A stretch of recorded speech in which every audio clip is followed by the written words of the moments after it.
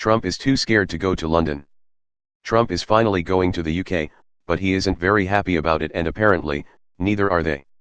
Trump can't wait to see his good pal Vladimir Putin again when they meet in Finland next week, but he seems less enthusiastic about his stop in London on the way.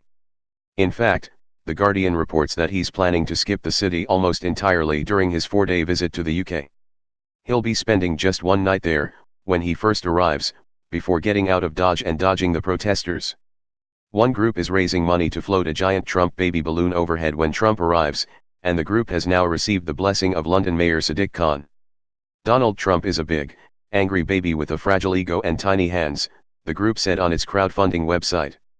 We want to make sure Trump knows that all of Britain is looking down on him and laughing at him. No wonder he doesn't want to be there. In fact, the coward-in-chief has delayed his first official trip to the UK for more than a year. He had originally hoped to ride around in a gold-plated carriage and play golf with the Queen. But that's not happening.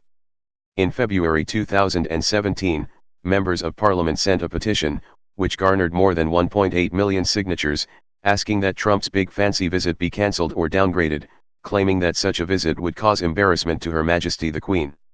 Trump hasn't exactly spent the past year easing any such concerns. Meanwhile, Prime Minister Theresa May's spokesperson offered an extremely brief yes when asked whether the Prime Minister was looking forward to hosting Trump. But May hasn't expressed much fondness for Trump either. She has repeatedly criticized his racist rhetoric and horrific policies, including taking children from their parents at the border and putting them in cages.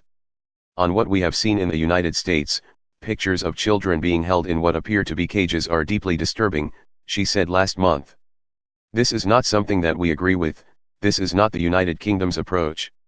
Trump wasn't shy about letting the world know how much he didn't want to meet with America's top allies, including May, at the G7 summit in Canada.